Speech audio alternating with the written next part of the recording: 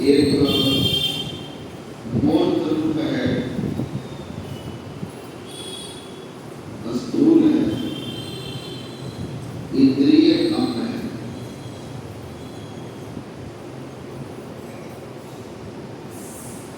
और एक अमूर्त है जो इंद्रिय अगम है। जो इंद्रिय कम रूप है, इंद्रियों के द्वारा जानने में आने वाला है, वह असत है, माया है। जो इंद्रियातीत है वही ब्रह्म का वास्तविक सत्य स्वरूप है। उस उपनिषद को आप मूल रूप में पढ़ेंगे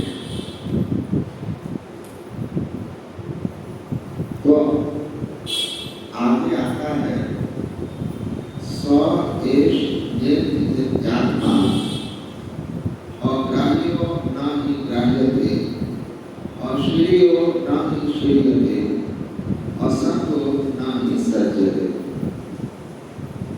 जो अमूर्त रूप है, निर्माणिक रूप है, निर्गुण निराकार रूप है, सत स्वरूप है ब्रह्म का, जिसे उसे वेदों ने नेति नेति कहा है। अभी आपने प्रभु के उस स्वरूप के बारे में सुना, नेति नेति पानी। तो जो परमात्मा का वास्तविक स्वरूप है वह निरूपम है।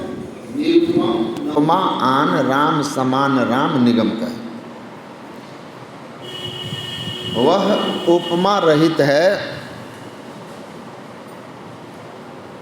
इसीलिए नेति नेति, ऐसा भी नहीं, ऐसा भी नहीं, ऐसा भी नहीं।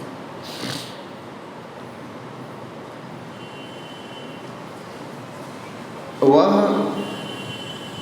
किसी भी अग्राह्यो नहीं ग्राह्यते, वह अग्राह्य रूप है, किसी भी इंद्रिय से उसको ग्रहण नहीं किया जा सकता।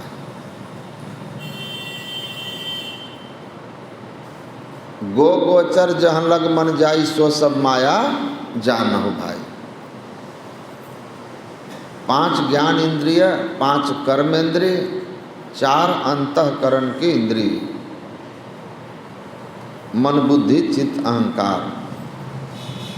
इन 14 में से किसी भी इंद्रिय के द्वारा वह जानने में नहीं आता।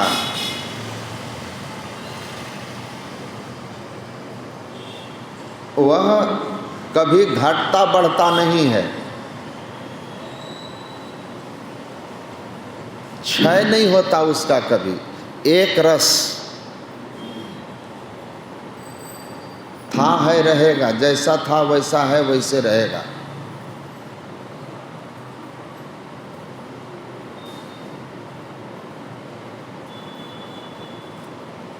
एक संत हुए, उन्होंने लिखा है नमो नमो तिस रूप को आदि अंत जेहि नाही, अकुन अखंड अनंत अज जोई। अनंत आदि अंत रहित। नमो नमो तिस रूप को आदि अंत जेहि नाही, उस रूप को नमो नमो नमन, जिसका आदि और अंत नहीं है, अनंत है।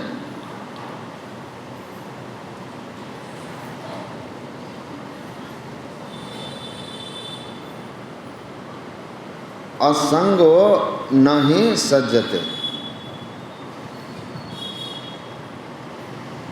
वह सबसे असंग है, सब में रहते हुए सबसे निर्लिप्त होकर रहता है।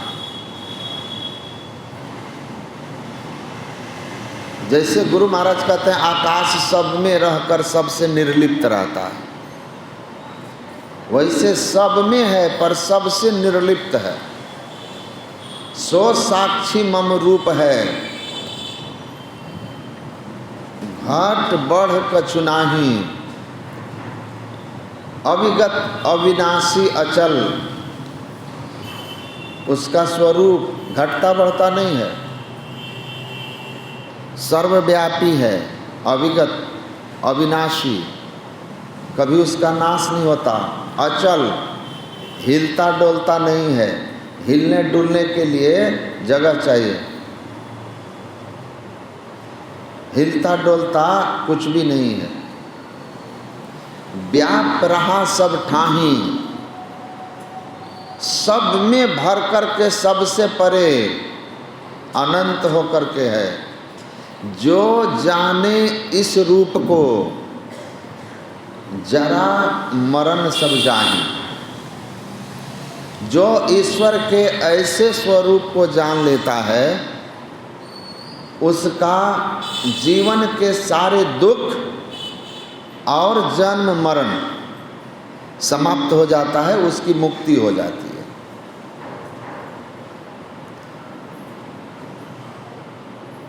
परमात्मा के ऐसे ही स्वरूप का तुलसीदास जी वर्णन करते हैं, लेकिन इस परमात्मा को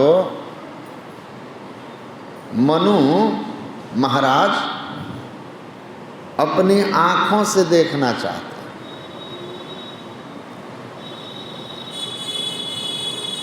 हैं। जो इंद्रियातीत है उसको इंद्रिय से कैसे देख सकते हैं?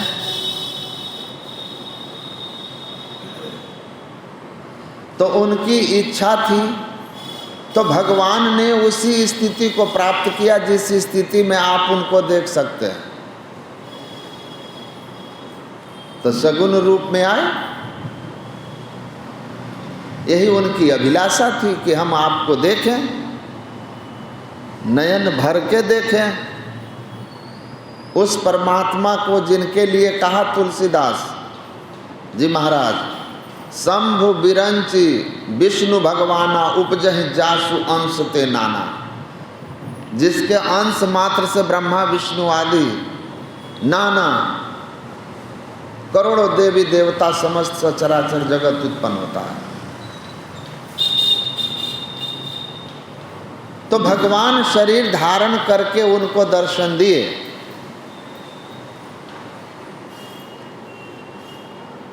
तो शरीर धारण करके दर्शन दिए तो मनु शतरूपा को दर्शन हुआ,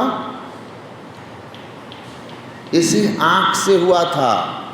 और इस आँख से जो दर्शन होगा वो माया का दर्शन होगा। सूरदास जी महाराज भगवान कृष्ण के लिए क्या कहते हैं? अभी मैं था ना डोडा जिले में, जम्मू कश्मीर,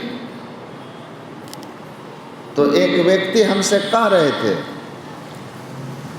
कि सूरदास जी महाराज जो थे, मीराबाई जो थी और तुलसीदास, ये लोग सगुण भक्त थे। तो मैंने कहा मेरे गुरु महाराज ने इस बात को खूब अच्छी तरह समझाया है कि जो भी संत हैं सब के सब सगुण और निर्गुण दोनों को जानते हैं, पहचानते हैं। कोई सगुण का वर्णन ज़्यादा किया, कोई निर्गुण का गुण ज़्यादा गाया। गोस्वामी तुलसीदास जी या सूरदास की आप बात कह रहे हैं, मीराबाई की बात कह रहे हैं, तो क्या कबीर साहब या गुरु नानक जिनको आप कहते हैं ये निर्गुण परंपरा है कश्मीर का, अद्वैत शैव मत, मैंने कहा ऐसा नहीं है। कोई सगुण का वर्णन कम और निर्गुण का ज़्यादा किया। मैंने कहा हमारे गुरु महाराज जी ने अच्छी तरह समझाया है, मूल ध्यान गुरु रूप है, तो गुरु का रूप का ध्यान करना सगुण का ध्यान है कि नहीं है? गुरु की मूरत मन महि ध्यान, गुरु नानक जो कहते हैं तो ये सगुण है कि नहीं है? अब फिर गोस्वामी जी का यही परमात्मा श्री राम के लिए जो वो लिखते हैं, राम ब्रह्म परमार्थ रूपा अविगत अलख अनादि अनूपा सकल विकार रहित बत भेदा कही नित नेति सुन गावहि बेदा, कि राम के निर्गुण निराकार स्वरूप का भी वर्णन किए हैं और सगुण का भी वर्णन किए हैं। सूरदास जी ने भी कहा है, मात पिता इनके नहीं कोई, भगवान श्री कृष्ण के लिए कहते हैं, मात पिता इनके नहीं कोई, आपे करता आपे हरता तिरगुण रहित है सोई, केतिक बार अवतार लिए ब्रज ये हैं वैसे ओई, जल थल कीट ब्रह्म के व्यापक इनसर और न होई। ये सब जगह व्यापक होकर के हैं, ब्रह्मा तक में कहीं से खाली नहीं है। सूरदास धरनी भार उतारन कारण जन्म लियो है सोई, सूरदास माता हित कारण मांगत भोजन रोई। ये लीला कर रहे हैं पर जल थल कीट ब्रह्म के व्यापक, अविगत गति कछु कहत न आवे, जो गुंगही मीठे फल को रस अंतर्गत ही भावे, अब मन वाणी को अगम अगोचर, जो जान सो जाने जो पावे, और सब विधि अगम विचार ही ताते, सूर सगुन लीला पद गावे। परमात्मा श्री कृष्ण के निर्गुण स्वरूप को ठीक ठीक सूरदास जानते हैं,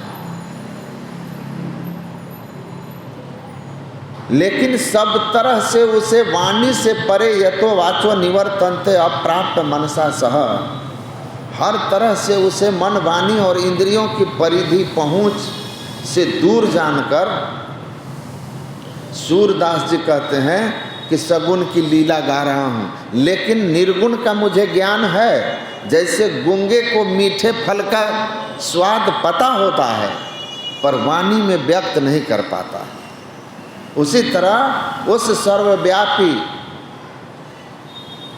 सत्ता को मैं जानता हूँ। कीट पतंग रहे परिपूर्ण, कहूँ एक तिल न होत जुदाई, पलटू साहब कहते हैं। तो वेद भगवान कहते हैं कि परमात्मा का जो निर्गुण निराकार सर्वव्यापी स्वरूप है, अगुण अखंड अनंत अज जोई, अजन्मा अखंड अनंत, उस स्वरूप वह वास्तविक स्वरूप है उनका, वही सच्चा स्वरूप है। उसको जो जान लिया उसकी मुक्ति हो गई। बाकी भगवान है, सर्वसमर्थ है। मैं पूज्यपादाचार्य श्री के साथ में लुधियाना एक कार्यक्रम में गया था, तो एक व्यक्ति ने पूछा कि भगवान अवतार कैसे ले लेते हैं। आचार्य श्री का जवाब था बहुत सरल, कि जो एक संकल्प से एक हूँ बहुत हो जाऊँ, एको हम बहुत श्याम, एक हूँ बहुत हो जाऊँ, ऐसे संकल्प मात्र से इतना अनंत सा, अनंत नहीं, अनंत तो केवल ईश्वर है, विश्व ब्रह्मांड को खड़ा कर दिया एक साथ। दादू दयाल कहते हैं ना कि दिन बना कि रात बना, अंडा की मुर्गी बीज की वृक्ष। तो दादू दयाल ने कहा कि फिर अगर आगे पीछे करें तो फिर परमात्मा सर्वसमर्थ किस बात की, आगे पीछे सो करे जो बलहीना हो, एक शब्द सब कुछ किया ऐसा समर्थ सो। तो पूज्यपाद आचार्य श्री कहते हैं कि एक ऐसना से जो यह विश्व ब्रह्मांड बना सकता है, अगर उसकी मौज हो जाए तो अपने एक अंश से अपने लिए एक और शरीर नहीं बना सकता जगत कल्याण के लिए, जिसमें उनकी शक्ति जागृत हो। अरे जब उसको जो जान लेता है वह वही हो जाता है।